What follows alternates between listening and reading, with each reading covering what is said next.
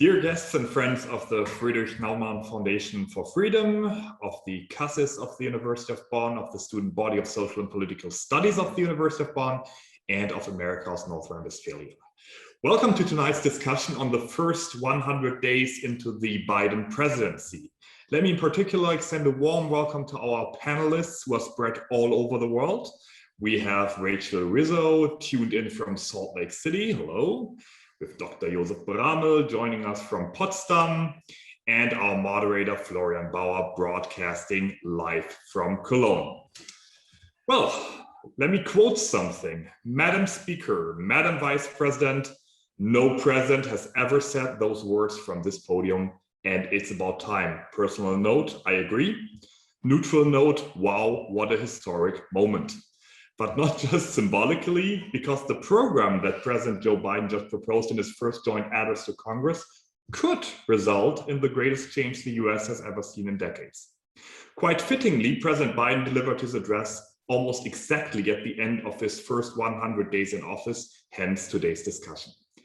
Whether these roughly 3 months were successful or not, and what they tell us about the months and years to come, will be discussed tonight with a great panel, with all of you, and under the moderation of a real pro. I'm talking about none less than the award-winning journalist, anchorman, and media trainer Florian Bauer. Most of you will know him from his investigative reports and deep digging interviews on the German public TV station Phoenix. For his work, he has been awarded with the most prestigious of investigative journalism awards in Germany, among them the Grimme-Preis and the Deutsche Fernsehpreis. And yesterday, Florian stayed up late to watch and moderate President Biden's speech. And today we are glad that he is live on the air again, hopefully after catching some sleep. But before we turn it over to Florian, who will then introduce our panelists, it is my great pleasure to pass the virtual mic to my dear colleague Iris Müller from the Friedrich Naumann Foundation. After two brief comments, sorry. Number one, if you enjoyed today, but it's also for the Naumann Foundation and for the CASSES and so on, you will find us. Please come back, join our events, you'll find our website, subscribe to the newsletters. And second of all, thanks to everyone involved in making this possible, the different teams and staff of the teams in organizations. In my case, it's my colleague Katarina, who does all the technical stuff in the background and the coordination. Thanks a lot. And now, without further ado, enjoy tonight. Over to Iris. Yeah, thank you very much, dear Benjamin. And my big thanks goes also back to you and your team, as well as, I think, in both our names, to our partners from the Center of Advanced Security, Strategic and Integration Studies and the Student Council, Politics and Sociology at Bonn University. Dear ladies and gentlemen, also a warm welcome from my side on behalf of the Friedrich Naumann Foundation for Freedom to our discussion 100 days into the Biden presidency. Perhaps some of you also attended the joint discussion that we organized right after President Joe Biden's inauguration in January this year. I remember well from this event that the inauguration actually took place in quite difficult times in the light of the riot and the storming of the United States Capitol right at the beginning of this year, where we talked about a polarized and maybe also a paralyzed nation. So personally, I think that it is absolutely astonishing how fast Joe Biden has put his enormous agenda into action, how radically he is about to change his country internally, but also with regard to its relations to other countries like Germany. And now, 100 days after Biden's inauguration, I'm very grateful hosting this joint event to discuss Biden's first 100 days in office, but also the many challenges that still lie ahead for him. So, ladies and gentlemen, please feel free to contribute to this debate. Please ask your questions via the Q&A button so that our moderator, Florian, can include them in the debate. So thank you, everybody, for attending tonight and have an interesting time with us. Thank you, and I hand it over to Florian. Super, thank you, Iris. Ladies and gentlemen, thank you very much for being here tonight. And let's start this evening with a quiz. So let's take a moment and let's think about who was the 32nd president of the United States. So if you want to, you can actually use the chat button if you're quick and know it straight out of your head. Otherwise, I would jump in. So it's not Donald Trump. It's not Bill Clinton. It's not Ronald Reagan. It's actually FDR. So Franklin D. Roosevelt coming into office in 1933. So, and he was passing over a dozen laws within the first 100 days in office. And he was creating jobs, relieving the country from recession and the Great Depression. And now this guy.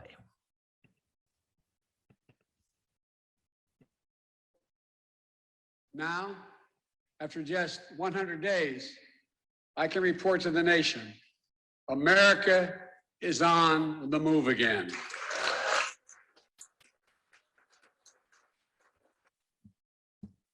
So that's obviously yesterday or tonight. Joseph Robinette Biden Jr., which the world knows as just Joe Biden, the 46th president of the United States, the United States of America. So the highly acknowledged magazine Foreign Policy, which a lot of you might know and might look into every now and then, called it the most vital, and I'm quoting that, the most vital 100 days since FDR, so since Franklin D. Roosevelt, talking about the first 100 days in office of Joe Biden. The Financial Times 10 days ago called these first 100 days revolutionary. And that's what we want to talk about today. So Joe Biden, a transitional president, that's what some used to call him when he came into office in general, probably ready to handle the corona crisis, perhaps with some luck, bring the country together, also with his wisdom of age. But now we're talking about this with all due respect, with his 78 years of age. That's usually not your type of go-to player for the big shots of political change and creative future making. But 100 days later, here he comes.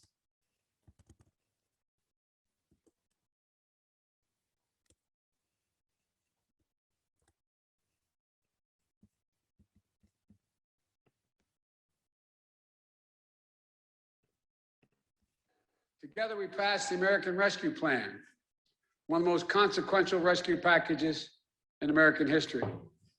We're already seeing the results.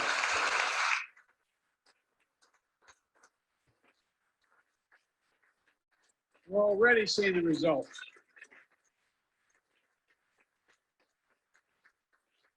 After I promised we'd get 100 million COVID-19 vaccine shots into people's arms in 100 days, we will have provided over 220 million COVID shots in those 100 days.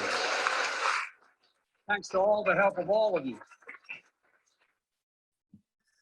So actually, it's been over 235 million doses provided to Americans by today, but that's not the full picture. I mean, the American Rescue Plan, he was also talking about yesterday, a quote, 1.9 trillion US dollar package to stimulate the US economy and the US society as well.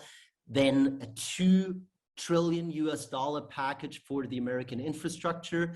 He re-entered the Paris Climate Accord. He revoked executive orders by Donald Trump that limited immigration. He also shared some openness to the nuclear agreement with Iran. And now yesterday, when probably some of you might have watched it, or this morning in the news, he came up with another big money spending plan, the American Families Plan, with 1.8 trillion US dollars for low and middle income families. So lots and lots to talk about on the day of the 100 days of Joe Biden as US president. So let's do this, ladies and gentlemen, let's do this together. You're more than invited to actually share any sort of questions you have via the chat button down in the below bar. Just click on it, drop your questions in it, and I'm gonna throw them in whenever we're ready and whenever they work the topic we're just discussing. So let me introduce our panelists here. First of all, Rachel Rizzo, an adjunct fellow at the Center for a New American Security, which is an independent bipartisan nonprofit organization. And she's also the director of programs at the Truman Center for National Policy, which is a Democratic Party aligned institution. And she's also a former Bosch Stiftung fellow in Berlin. So she speaks a little bit of German, lived here for a year, and her research focuses obviously on the US foreign policy, the transatlantic relationship, NATO, and we're very happy to have you, Rachel. Thank you very much for being with us. Thank you for having me. And our second panelist is Dr. Josef Braml, very well-known German analyst for US foreign policy. Joseph and me are frequently happening to be on the same program at Phoenix while I'm anchoring. So since the start of this year, Joseph is at the Center for Advanced Security, Strategic and Integration Studies at the University in Bonn. For 14 years, he was with the Deutsche Gesellschaft für Auswärtige Politik, so the German Council on Foreign Relations, researching US politics, transatlantic relations, as well as US foreign policy. Joseph, very good to have you too. Thanks for being part of this. Awesome. So let's get to it. Rachel, so when we look at yesterday evening, when you look at that plus the first 100 days, what's the key takeaways for you when you look at both and Joe Biden coming into office? Sure, I'm happy to start. But first, I'd like to say thank you for inviting me to speak on this panel. I have my coffee here since I'm in Utah and it's 10 a.m. So it's still morning. I'm out here with my parents and I'm watching them construct lawn chairs outside of this window. So thank you for getting me out of labor as well. I'm really excited to be here. So I think you made some really excellent points and you asked some good questions. I think it's probably best to look at Biden's comments last night and look at his last 100 days and sort of divide them into the domestic side and the international side. And there's a lot to focus on, so I'm just going to fit a few into the next few minutes that will hopefully sort of tackle the key takeaways that I think have been important over the last few months. So I think it's helpful to look at his first 100 days in terms of numbers. And NPR's Jason Breslow laid this out really nicely and easily in a report a couple of days ago. So Biden has signed 11 bills into law, including, as you mentioned, the $1.9 trillion COVID relief package. He's signed 42 executive orders. He has reversed 62 of Trump's orders. He has a 53% approval rating. Unemployment is at 6%. COVID cases are down 73% since the week before his inauguration. And 140 million Americans have been vaccinated, although I think that number is higher today. And because this was such a key component of the previous administration, Biden has tweeted 589 times since he came into office. So he's busy. Domestically, things are looking much better than they were a few months ago. The CDC has issued new guidelines because of how many Americans are vaccinated. And as he mentioned last night during his speech, 90% of Americans now live within 5 miles of a vaccination site. And when you compare that to the last few months in Europe and tragically what's happening in India today, I think it puts our somewhat lackadaisical response last March and through summer into perspective.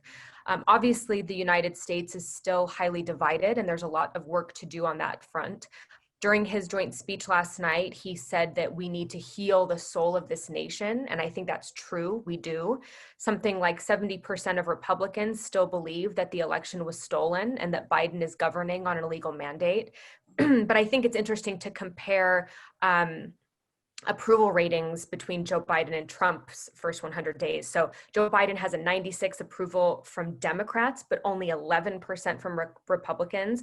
Compare that to Trump's 100 days when he had a 9% approval from Democrats and 86% approval from Republicans. So I think these numbers go to show just how much of a hangover this country still has from the previous administration.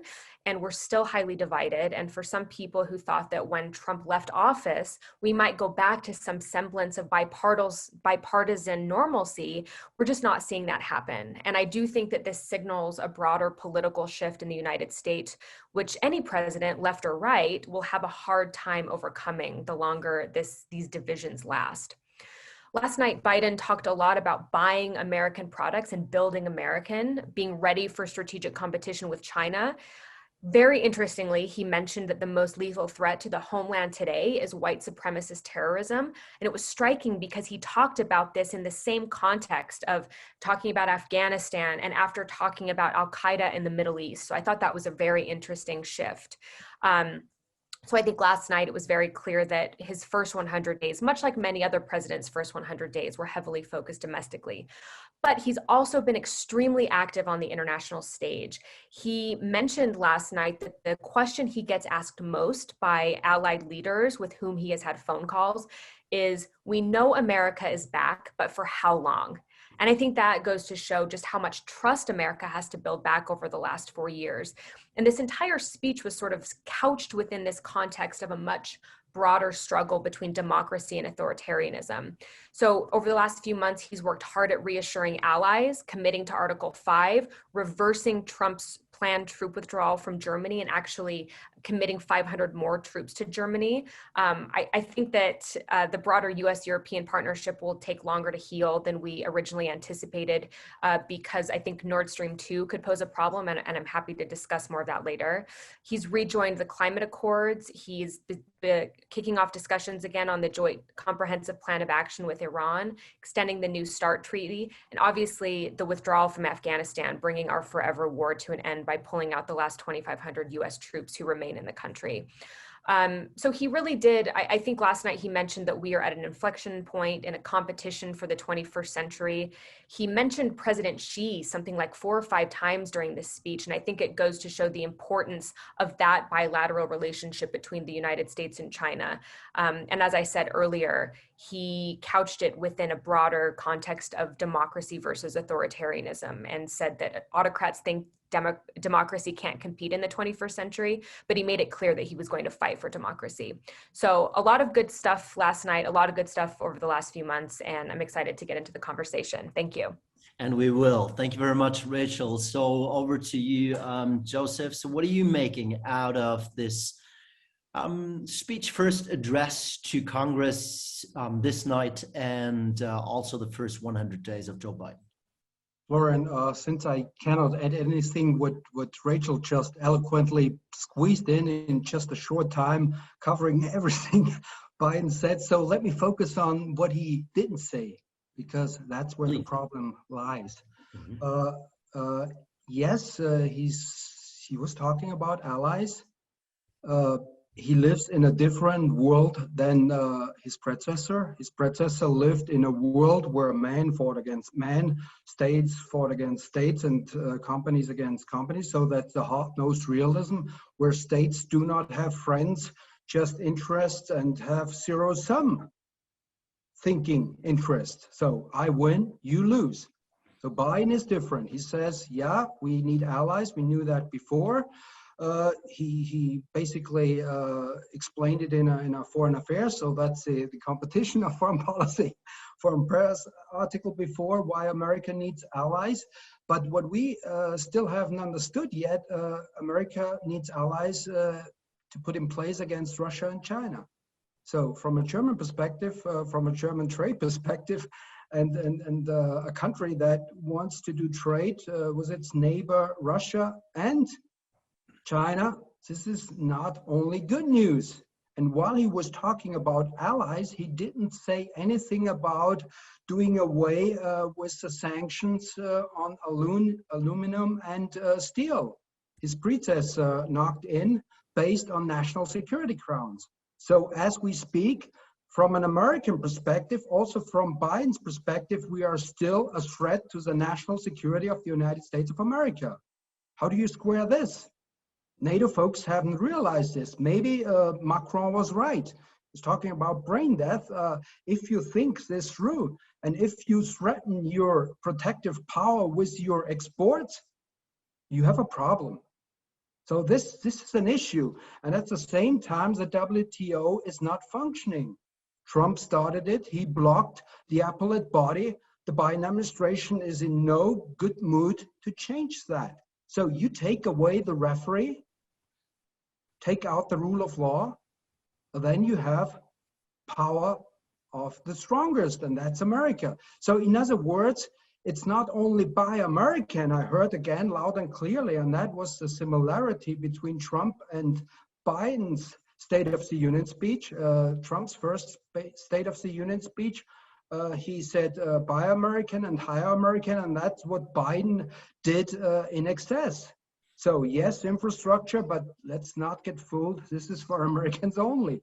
And the other thing is the international rule of law is not functioning because America is still blocking it. And we are still threatened by sanctions and maybe even automobile sanctions. So all those weapons Trump put in place are still there. So when we talk, we may have a gun on our head, and that's something you don't do with allies. And that brings me to the second and most important point. We don't live in a world of kumbaya any longer. So it's not TTIP. I didn't hear TTIP. I didn't hear free trade. It's not the economics is not the goal. It's now an instrument for geopolitical tools. That's what Biden didn't say, but that's still going on. America will still use economics, the dollar, as a weapon. And that hurts not only China, but its allies. Be it that we are forced to buy freedom gas, cannot really count on doing business with Iran, and we will be forced to get the heck out of 5G with Huawei.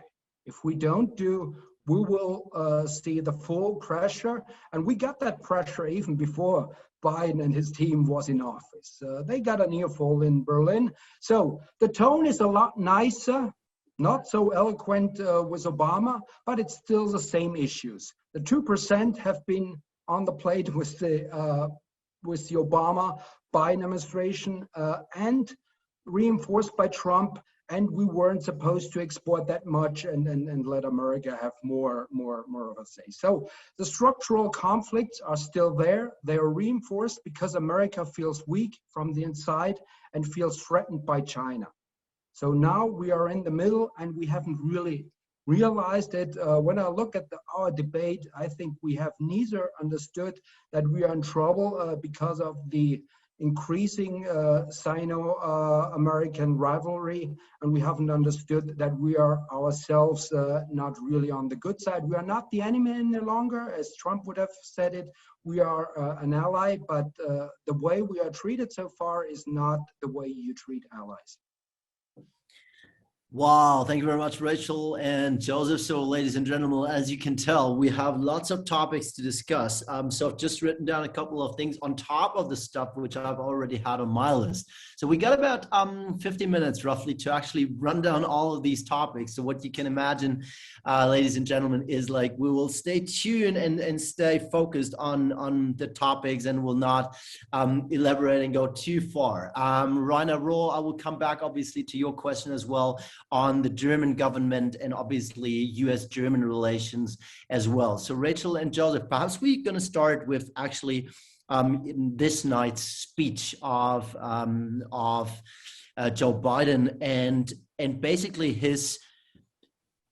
his concentration on domestic policy. So he came up with another plan, with the two of you actually didn't mention too much now. So the American Families Plan, which is a 1.8 trillion package with investment for families, but also relief in terms of tax exemptions for both of them. Some Democrats called it the most, I'm just quoting that, the most sweeping revamp of US social benefits since the 1960s. So what are we making out of that to actually start with that major domestic topic which he brought to the plate yesterday? Want to go first, Sure, happy to. Yeah, I agree with the assessments that have come out of the speech last night. This is the most sweeping change to domestic benefits that we've seen for a very long while. What I noticed is how he framed that announcement when he was talking about, again, like I mentioned in my opening statement, democracy versus authoritarianism and competing on the world stage. And in order to do that, we have to prepare our children. We have to have investments in domestic education. He said that I am not going to tax the middle class in this country anymore. We need to make sure that people who make millions and billions of dollars, which Biden said he thinks that people should be able to do that, but they should be able to pay their fair share as well.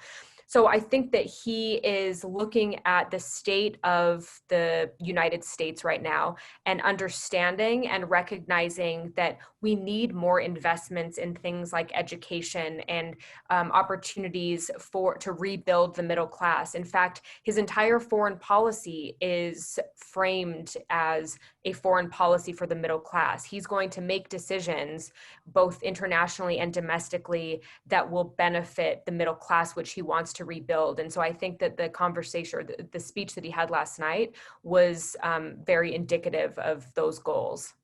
Now, here comes a problem, obviously, Rachel, and this question might go to you, Joseph, and perhaps, Rachel, you want to vouch in. Obviously, that plan needs to be paid by someone. And as far as what we can read so far is that a lot of the taxes for the higher classes are going to be raised. So the income taxes for people earning about more than $1 million will be raised to 39%. Just a little add on here, in Germany, it's actually 42%, der Spitzensteuersatz, so the highest income tax, so it's even more than what Biden is introducing now. But he's also planning on hiking not only the top income tax, but also the corporate income tax from 21% to 28%. So all of that, Joseph, is obviously against the main voters or parts of the main voters of the Republicans.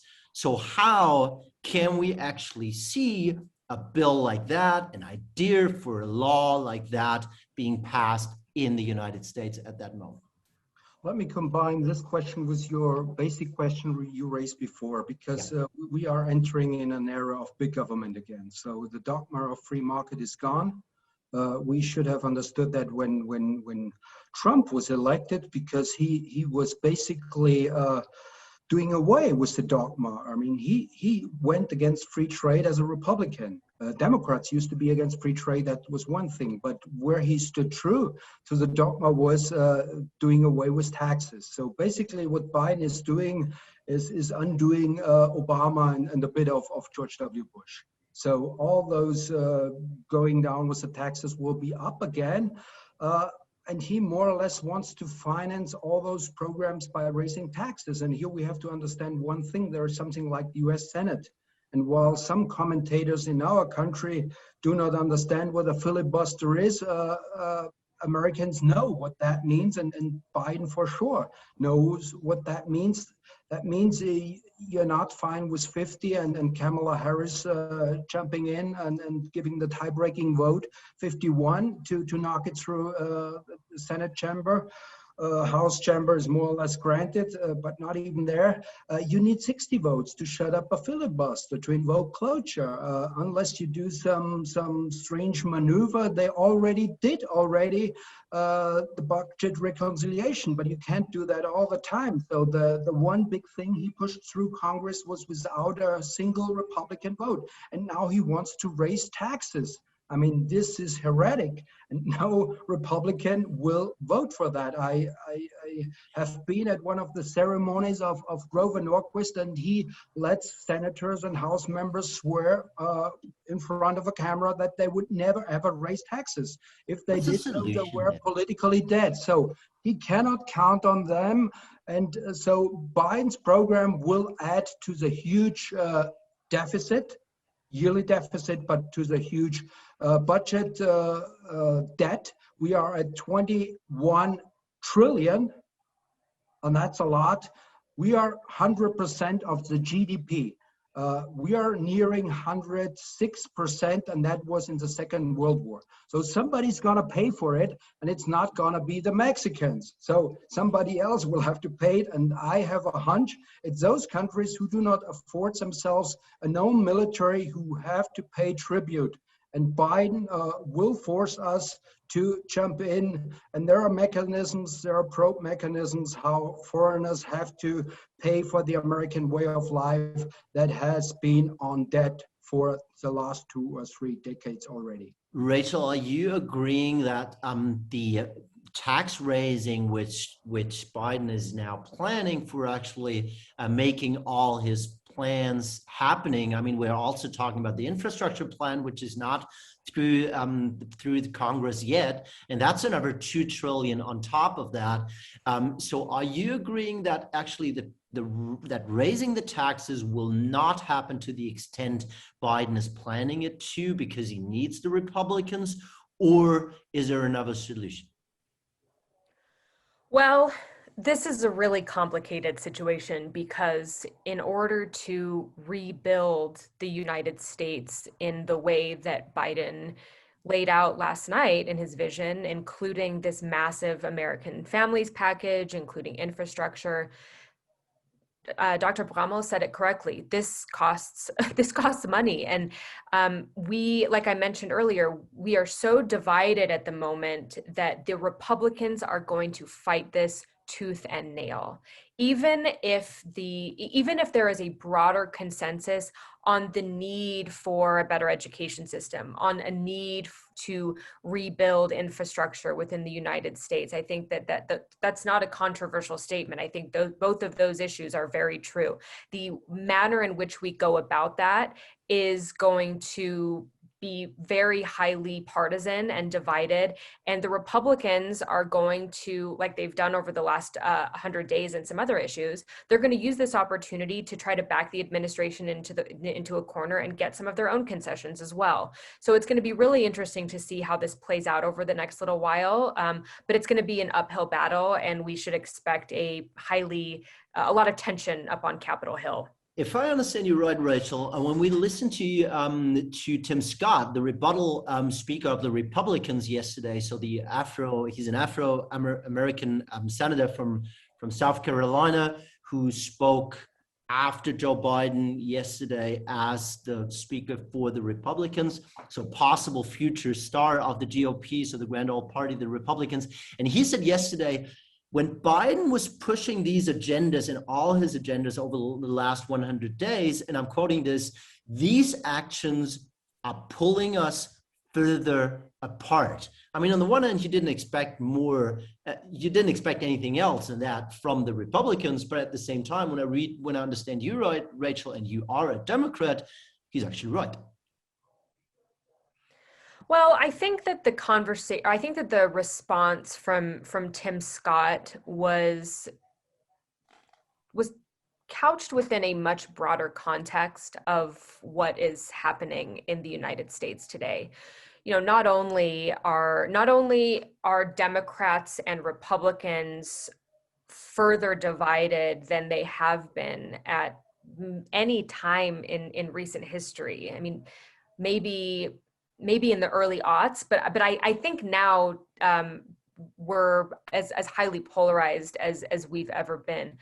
But at the same time, the United States is experiencing a reckoning when it comes to racial justice and equality. And even those issues have become, in a way, partisan. And so I think that what's happening is that those who are on opposite sides of the political spectrum take everything that's going on today and use it for their own political advantage. And so I think that because of where we've been over the last 4 years and because of where we are, either side isn't really willing to give. Either side is sort of backed into their own corner and they're very defensive, and any sort of kowtowing to the other side is going to be seen as like betraying their own party. And I don't know how, honestly, I wish that I had an answer on how we break through this, on how this vision that Biden laid out last night of healing the soul of the nation. I would love to know how we make that a reality, because it needs to happen. Rachel? May I give you a hint? Sure, please do. I think Biden tried it. I mean, Machiavelli would tell you when you have internal divisions, you need a strong external enemy. So every time he spoke about education, about this, about that, it was always Xi Jinping, China, they're overtaking us. So by having another Sputnik moment, and I've read that even in the Washington Post, we have another Sputnik moment. So 57, America was afraid Russia could take over technologically. So if you have a common external enemy, that helps for some point to put the troops together. That may help, but Biden definitely tried. I think he was having that in his playbook, and we will have to wait and see how that evolves, because America is really under pressure. Not only does it feel its weakness inside, China is really a threat, and it's not only something made up by America to have the house in order. I mean, China is doing is threatening the US hegemony, not only in the Asia-Pacific region, but also worldwide, and that will be something that's reminiscent of the Cold War. But the problem for us here in Europe is in the Cold War, we knew where we were in terms of security and business, both on the side of the West, of America. But now with China, we are completely dependent on the United States of America, but we want to have business with both, with China and with US. And that will be a troublesome issue. That will be the thing we haven't really understood here in Europe. Let's talk about China in a second when we're going to talk about international politics. And let's bring in one of the questions from Marijke Makash here, because she's actually referring to the filibuster, which Joseph, you referred to as well. So Marijke is asking the passing of a lot of things Biden talked about in a speech yesterday, like, for example, police reforms, which Rachel, you just mentioned as well. So just for everybody who hasn't obviously attending yesterday's speech from Joe Biden, he's trying to actually strengthen police laws or laws against police violence. And that's going to be interesting to see how the Republicans going to react to that. So what Marijke is asking, lots of these topics he raised yesterday, and China might be another one, which we're going to come back to in a sec, hinge on getting rid of the filibuster. Why do you think he didn't mention the filibuster at all? Did he just not want to cater to an audience of one? So why didn't he mention the filibuster yesterday? It would be the nuclear option. I mean, that's how the Republicans called it when the Democrats actually did away the filibuster with nominations, when they blocked nominees of the Obama-Biden administration. The Republicans were filibustering nominees, and so they with a simple majority, they did away with the filibuster, which lent then, when the Republicans were in the majority, to extend that to judicial nominations. So without that first blunder of Democrats, I mean, they did it away, and they didn't think about a time when Republicans could be in charge. We would have two Supreme Court justices not on the bench if we had the filibuster. So if you do it away completely, you get some people in trouble, Democrats who will have to run for re-election. One is Joe Manchin III. Correct me if I'm wrong, Rachel, and there's another gentleman. They have to run for re-election in 2 years already, and they run in states like West Virginia in Manchin's case, and folks there wouldn't be happy with that, and so you needed 51 votes, a single majority to do away with the filibuster, and I think Biden wouldn't have his own ranks to do that. He may have it in some specific laws, but not in a big budget bill where you have fiscal conservatives in West Virginia and stuff. So it wouldn't be doable this time with Democrats. So Biden already was open to the idea before. but I think he thought about it again, and he was well advised not to push it too hard. So there's a couple of international questions, and as you've just raised the topic of China, which Biden mentioned yesterday, and there was even certain threats towards China in his speech, or elements of threats in a way, but it wasn't the kind of key element which I had the impression media was focusing on. But let's talk about China, as both of you have mentioned that now, and Josef, you strongly now talked about obviously the US. You were saying the US is under pressure. There is a Sino-US rivalry. What do you mean by that, and where could that lead? Lead us or America? Or lead America first, and then we're coming over to us. It will lead America to Asia. I mean, some of us may have forgotten it, but in the Obama-Biden administration, we already had a pivot to Asia, and Europeans weren't happy.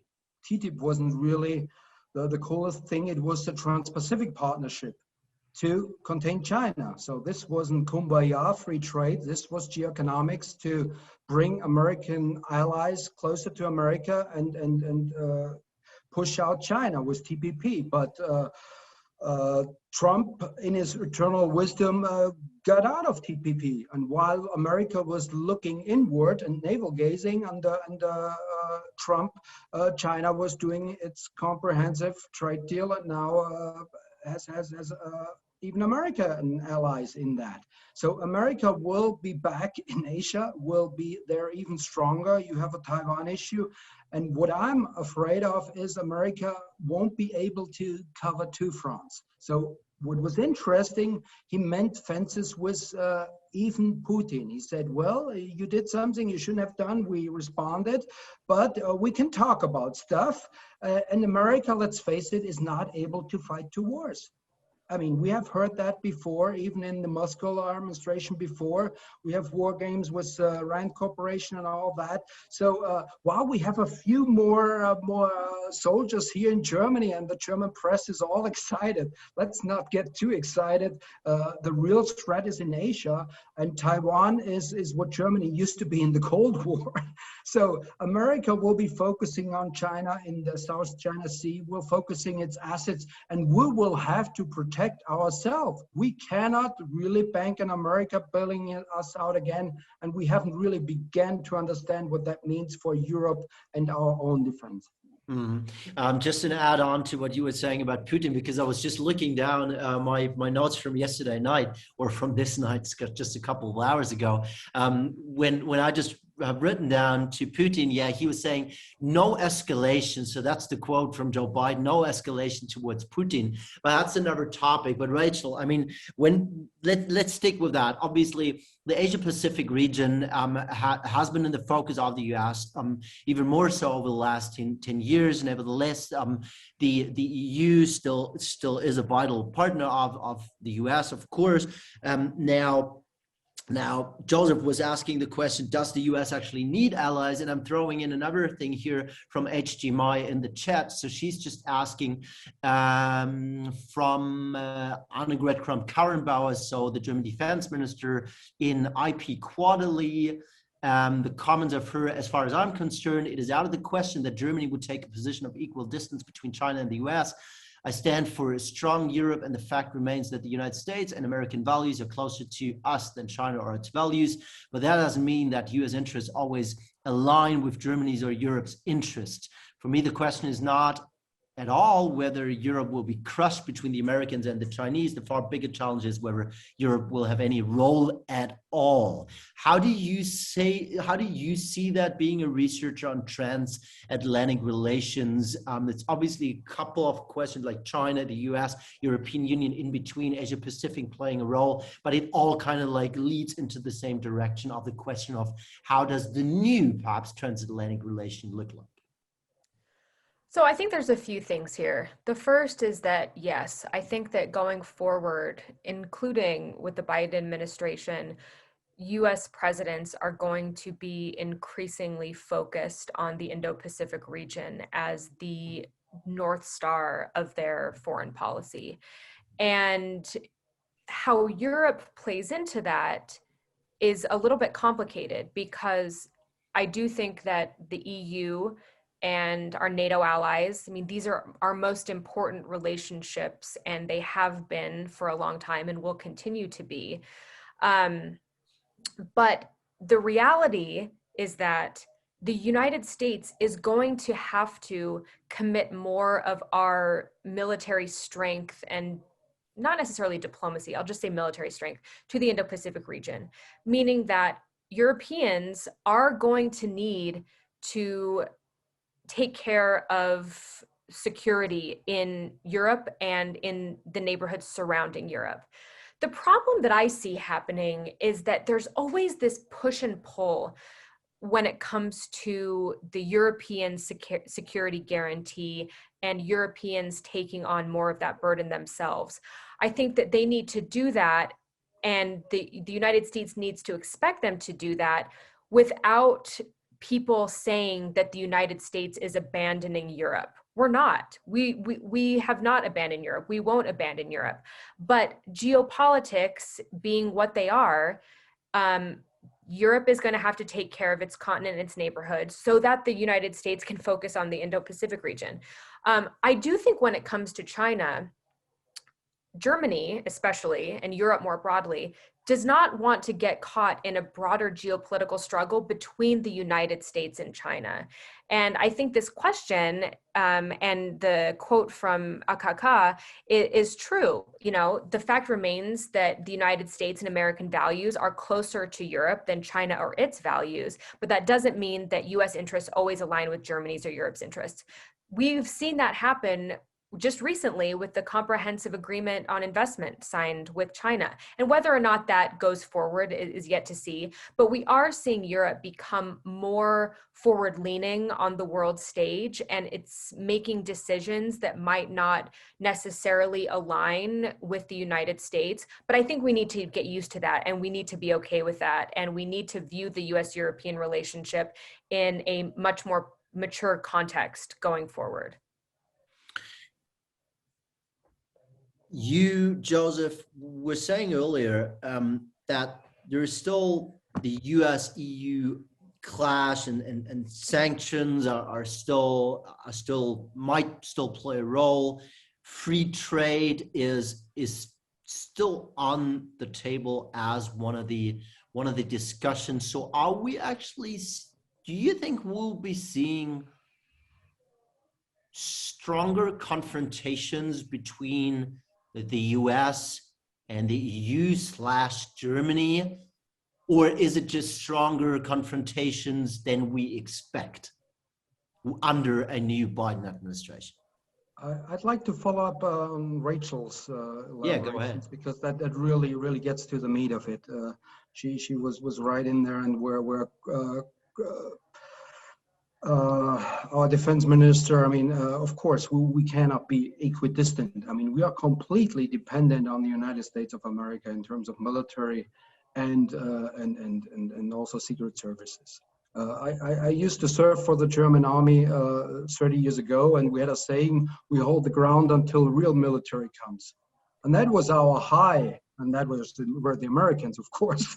And that when we were in real good shape, and 30 years later, we really did a lot to our armed forces we shouldn't have done. I mean, this is a disgrace what we did to our armed forces. We bled them out, and this is not good. So now even musing about equidistance would be, I mean, one should take away the beta blockers if you think about equidistance. That doesn't mean we do not have our own interests, and here we have interests. When Americans were pushing us even before they jumped into their new roles, get the heck out of Huawei and 5G, the CDU is all over the place on that question, though. The chancellor isn't taking any position, because if she did what the Brits did, getting out of Huawei, the Chinese would hit back where it hurts us most, and that's the car industry.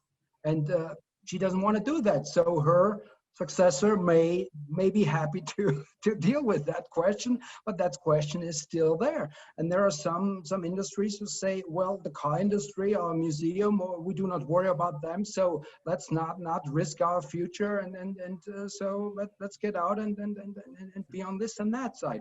So those issues are really important, because here we are again at the Sputnik moment. China is really getting ahead, not only economically. When we talk about big data, artificial intelligence, and here we talk about Huawei and supercomputing and fast internet and all of that, that's a game changer. This is not just an economic question for America. This is the key economic and military and whatever question. And we haven't really understood that this is the most important question for Americans. And if we do not side with America on this one, I think from an American perspective, we are equidistant. We haven't just realized it yet. Can I make a comment really fast? Go ahead.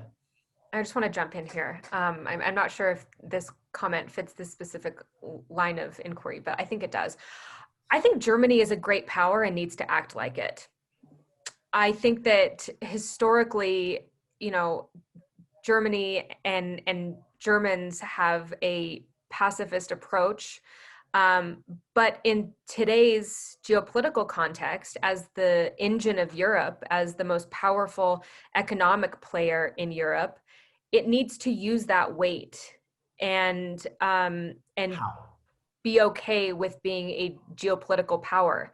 How? Well, like you mentioned, Dr. Braml, I think that the German military is I wouldn't use the word disgrace, because I don't know as much disgrace? about. It's a disgrace what they did to the military. What they did to the military. Yes, that's key. Saying, yes. So don't get me in trouble. I won't get you in trouble. You're right. But the difficulty for German leaders to gain public support for increased investments in the military, I think, is something that needs to be overcome. And I don't have an answer to how that is done, but I think that, Germany is the largest economic player in Europe, and its geopolitical strength is tied up in that, but also its ability to, make things happen outside of its borders. It's obviously harder. It's more difficult to do than to just talk about.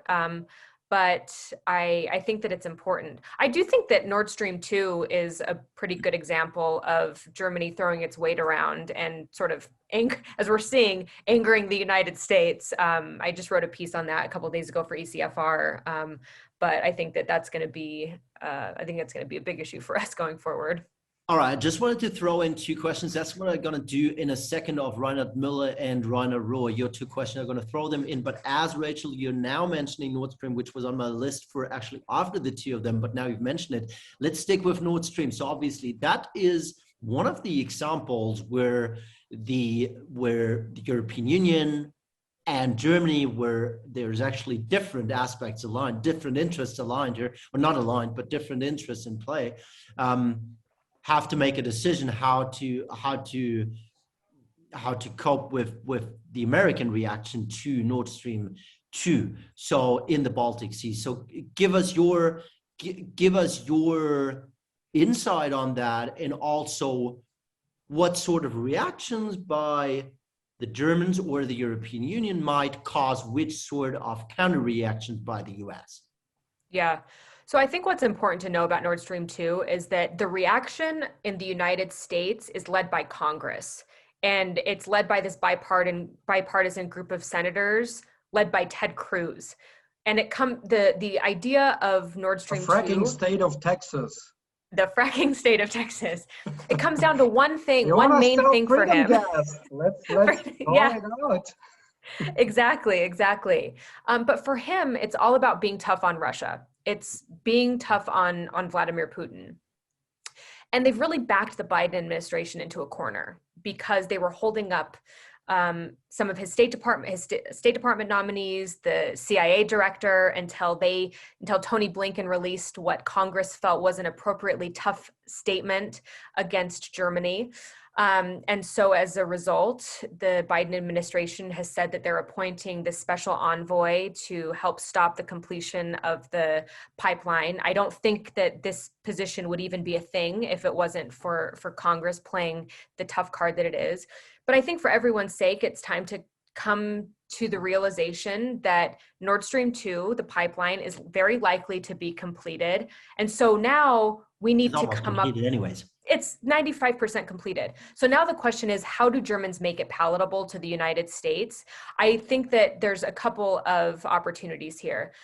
If we accept the fact that Nord Stream 2 is going to be completed, it allows us to use a different strategy rather than sanctions, which I believe are overused and under effective. And it allows Germany to come to the table with some concessions to make the project palatable to the United States. And so that's where I think we are. I'm not exactly sure what's going to happen with it going forward. I think Congress is going to keep turning the knife until keep the pressure on. But I do think that we need to come up with a different strategy besides just threatening sanctions, because I don't think those are working. And Germany needs to come to the table with some serious ideas for us. May I add 10 cents to that? Sure. Because I was I've seen you being on it already. On this one, yeah, they pressed me already years ago at Grover Norquist's Wednesday meeting where all the Republicans were there, and I said, well, you are Republicans. This gas is cheaper than yours. So that's the economic argument. And the geostrategic argument is the harder you push Russia into the arms of China. If you want that, go ahead.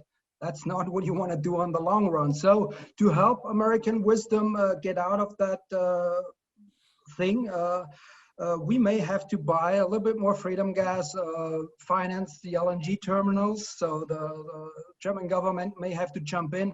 And truth to be told, I think there are some investors who actually would be happy to get out of it, and the German government telling them get out of it because they're not really convinced that that's viable anyway. So the problem of the German government is twofold. I mean, it will be expensive this or that way. Either we have to pay tribute for our protective power, which by the same token also imports oil from Russia. Nobody mentions that. So you are also dependent on Russia because your refineries are not able to handle the light, sweet stuff. I mean, you need the heavy Russian stuff. So the Russians never let you down. So why do you worry about the Russians letting us down? So a lot of it is a little BS. It is about Ukraine. Yes, in the end, they need transit fees. Though there is something going on, and there was something going on with Biden and his son Hunter. So let's not dig too deep into it. You may end up digging up some stuff nobody's happy with. Plus, I mean, on top, I mean, just as an add-on, I mean, the US debt is mainly built on Chinese money, which are lending you the money, which are lending you that money the US actually lives on at the moment, in parts at least. And let's throw in two questions here, which we have, and that would be probably for you, Joseph, which is greatly linked, I think, to what we've just spoken about. So Rainer Rohr is asking, we're now obviously coming to the German perspective a bit more, which we've started with Nord Stream and obviously the EU perspective, but let's talk about Germany and the German-American relations. So Rainer Rohr was asking, I appreciate your take on Biden's speech. Do you have any reaction from the German government, and how will this impact the German-American relation in the future? Which we've only touched upon it. So that's one. And I'm just throwing in Reinhold Müller here as well. What conclusions should German foreign policy draw from your, Joseph's, analysis? So basically, it's the main question, Joseph, is like, what's Germany's policy here? What are they saying to Biden's politics at the moment? I think they are happy Trump is gone. I mean, that the pain is gone, but at the same time, we had an interesting and that's not the speech, but something interesting what Macron did. I mean, even when Biden was re-elected, he basically said, let's now be serious about many things. Let's have an autonomous policy vis-a-vis Russia. That's an interesting thing to say. And he even offered the force de frappe for Europe. So we are talking about nuclear deterrence. So we will have, I mean, we have an interesting debate now. Tornadoes will have to be replaced, and they won't be replaced solely by Eurofighters and others, because they will have to be certified by the United States, though they actually want to sell a few jets on their own. So we didn't go with the F-35, because this way we would have given a blow to our French-German ideas about the future. So we're in a tough spot now. So we have to put the money where our mouth is. So when we say yes, we are true to transatlantic values. I mean, Americans want to see some fighter jets being bought from American companies. And but sorry, Josef. I mean, we talking about Germans in general, and that's obviously a generalization. We don't want that. Like, Germans don't want to spend 2% of the GDP budget annually on national security. That you wouldn't find probably a majority for that. So why are you saying Germany needs to do that? Do they actually? We have a different debate, I think, and here I think, Rachel, your analysis was a little bit too benign. I mean, yes, America wants Europeans spend more, but please, more on American weaponry has two effects. The trade deficit goes down, and Europe remains dependent. You don't want to have a duplication, and that was already an issue before. And now with the European Defense Fund, I mean, we do have money, we spend money, and if we put it into the European basket, Americans wouldn't be happy, because they are afraid we may become too independent. So either way, the harder Americans push for spending more, they will realize Europeans may not be willing to trust America as they did before Trump. He may be back.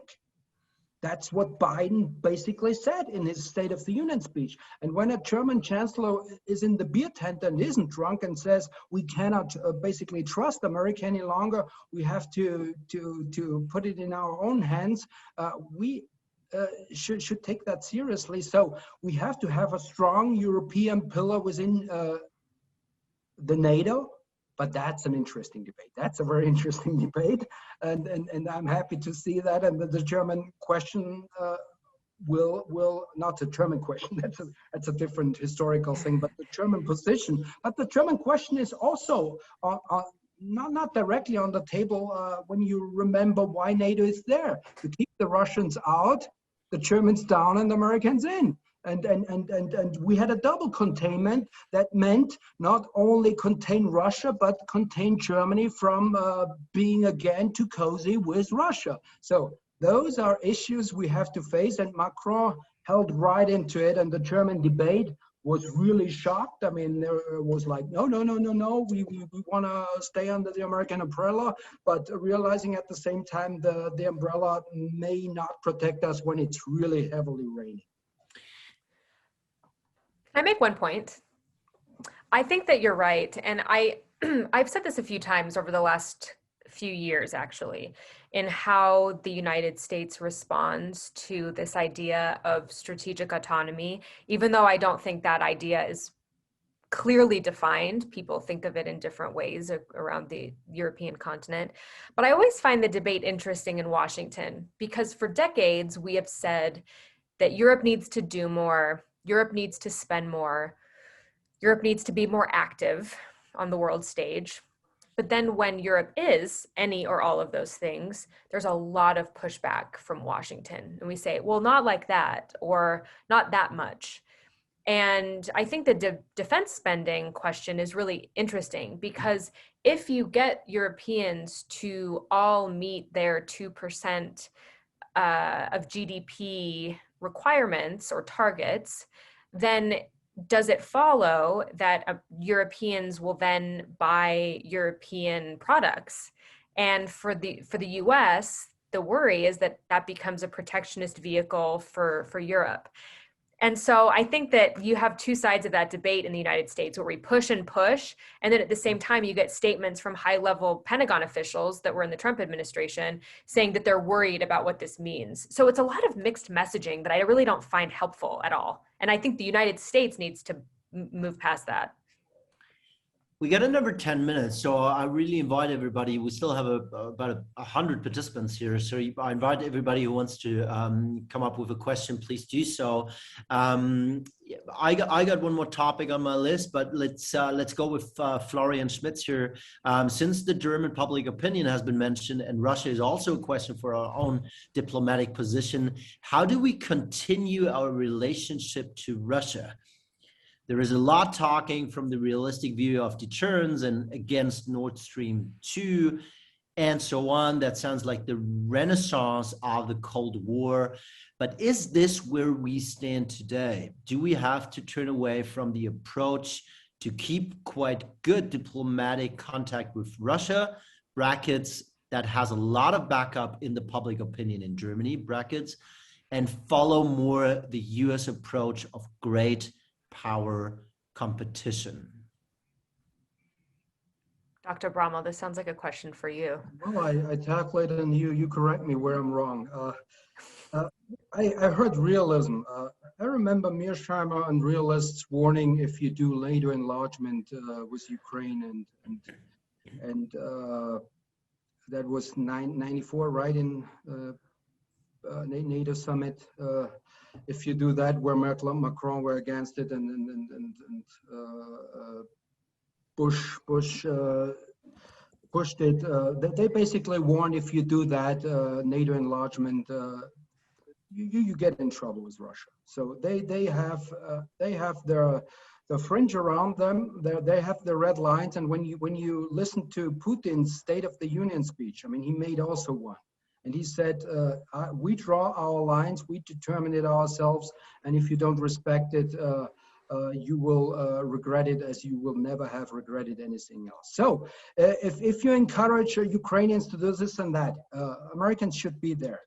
Last time they weren't there. They would deliver weapons, but there was a clear statement from the Obama-Biden administration, no American soldier will die. So yes, deliver weapons, but that wasn't really a solution. Yes, the Ukrainians have a right to join their own alliances, this and that, but I think here's a red line with Russia. And as long as we keep pushing Ukraine coming into the Western concert, we will see the bear really angry. So then you can forget about diplomacy. I'm all for diplomacy, but you also have to be able to deter. Deterrence is there, but I'm worrying America won't be there for deterrence. They are focused on Asia, and that's my major worry. So my major worry is what America has done before. They make deals.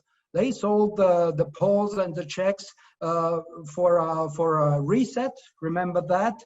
Poles and the Czechs weren't happy because America needed the Russians when you were still in Afghanistan, and so you needed Russian cooperation there. So America can be very flexible and let down some good old friends when it's needed.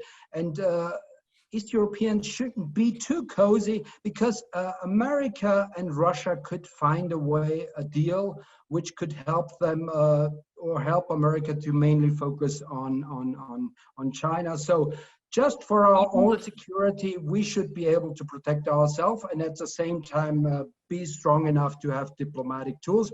Because as Ischinger said it, and I quote him directly, diplomacy without military strength is hot air. So you could see the US and Russia approaching, even though the Crimea situation is not at all solved, and even though there's still war going on at the borders between Ukraine and Russia, you could see that the US would approach and come closer to Russia anyways. Every student of US history knows that America has done it before and can do it again. All right. one other topic, which I on the list at the end, we got another 5 minutes, everybody. So Iran. Obviously, the Iran Accord, or if you can call it Accord, agreement, Donald Trump withdraw from that, the Europeans were left behind. I mean, we tend to forget that China is in that agreement in a way as well, but we're always talking about the Europeans, at least in Germany we do. So now, with Joe Biden, correct me if I'm wrong, giving us a little bit like a subline as if, all right, you Europeans go ahead and I will follow. In a way, that's what it sounded to me. Give us your insight. Rachel, you're nodding here. Perhaps you want to jump in. So what's the take of yours, what's the domestic and perhaps international view from within the United States on the Iran issue? Well, this is only a topic that I follow tangentially, so let me couch my comments with that. Domestically, I mean, look, I think Americans in general focus much more closely on issues that affect them personally, their checkbooks, than our international agreements with foreign partners. I do think that the Trump administration did an impressively good job demonizing the Iran deal with the American public in a way that it's hard for me to look back and think of any other deals that caught on with the American public the way that the Iran deal did, because it was pushed so hard, I think, from the Trump administration. And then of course they pulled out, and that was that. I do think there's been some interesting commentary on the Iran deal. And I think it was Jeremy Shapiro that wrote a piece like this in Foreign Affairs just a couple days ago, saying that, you know, for a lot of people re-entering the JCPOA, it was sort of talked about like we could re-enter the Paris Agreement, like we just signed something and we're back in. But that's not true. I mean, it really depends on the Iranians and the Europeans. And I sort of fall down on the side of, you know, it would be great to re-enter into a deal, but that it should be led by Europeans at this point. And as far as what happens going forward, I mean, who is to say? But I think it is going to be much more difficult to enter into an agreement, given that the United States reneged on its deal a few years ago. And so this idea of trust and who are you negotiating with? I think it was perhaps it was Mike Pompeo at the UN last September when they were talking about instituting snapback sanctions. And I think if I remember correctly, he said, you know, you weren't negotiating with the United States, you were negotiating with the Obama administration. And so if that is how the United States approaches its agreements, we've got a problem. Yeah. The thing was, it didn't go through Congress, so they figured a really fancy way. If it had gone through Congress, it would have failed. So this way, Trump could just do it away with a stroke of a pen, with an executive order, and that was the problem. So the Congress never stood behind it, and the basic problem is you have the regional question that's now on the table. I mean, before for the JCPOA, we excluded the regional question and only focused on the nuclear stuff, and that's now on the table also because Israel feels threatened. And here we have another lesson. If you do away with regimes like Iraq, you may help Iran, and Iran is now just exploiting the foreign policy blunder of America, of regime change. So you can't blame them. They are spreading their weight around in the region, thanks to America and thanks to the weapons, by the way. I mean, if you go back to the history, you don't have to go to the Iran-Contra deal. And even before, I mean, America was even dealing with the mullahs and before with the Shah and all the nuclear stuff. This was all America's making, and some German companies for that. So let's not be ahistoric and remember our foreign policy blunders before we might want to learn something out of it for the future. So let's end that with a question of Jonas Eitelberg, which I'm going to introduce with some research I've done yesterday night for my show, and that's the current kind of polls and approval ratings of Joe Biden. So I just looked into all presidents' first 100 days approval ratings. And there was Obama at the end of his first 100 days was at about 61% approval rating, among the highest ones at all. Bill Clinton, 58, George W. Bush, 57. I'm always talking about the 100 days approval ratings. Donald Trump was the lowest, everybody knows, at 42%.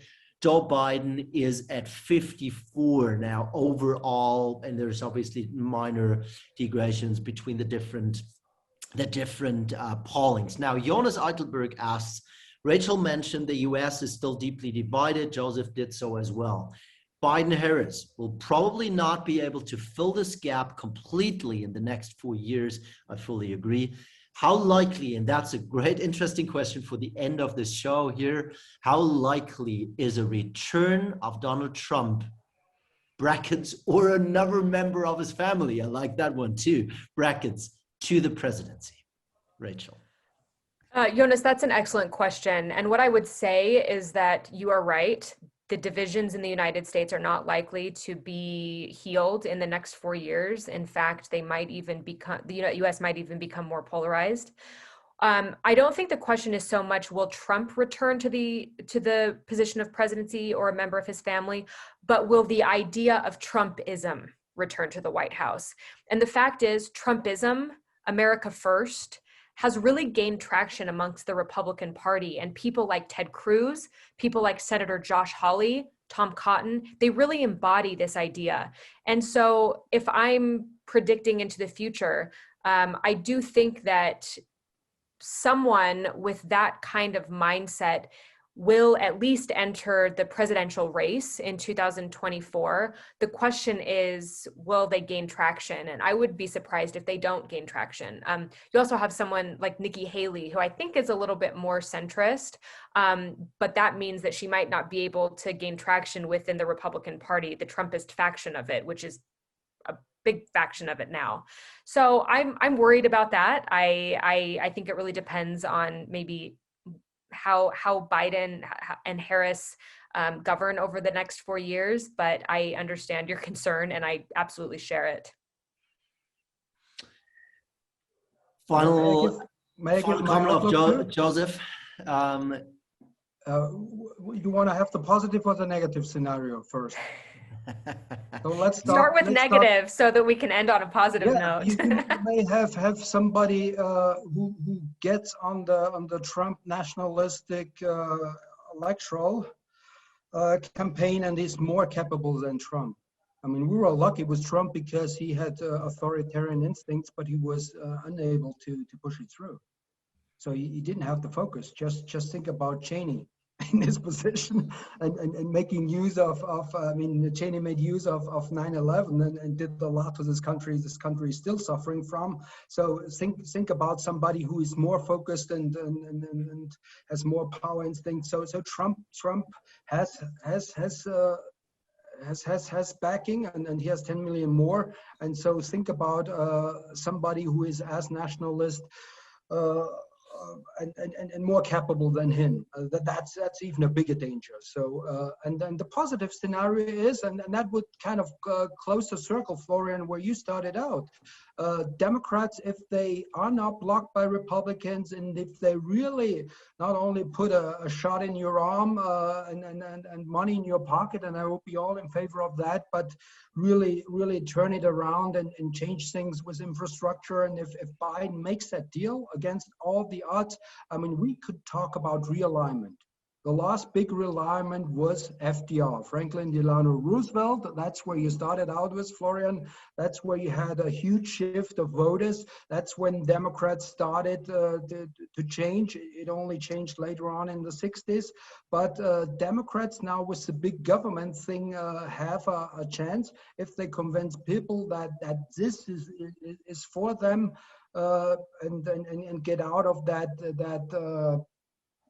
let's say other issues, not the bread and butter issues. If they stay away from the other issues that already helped Trump, I would say they have a good shot for a realignment. So let's stay with the positive thing. For a German, that's quite an achievement to see a positive future. All right, guys.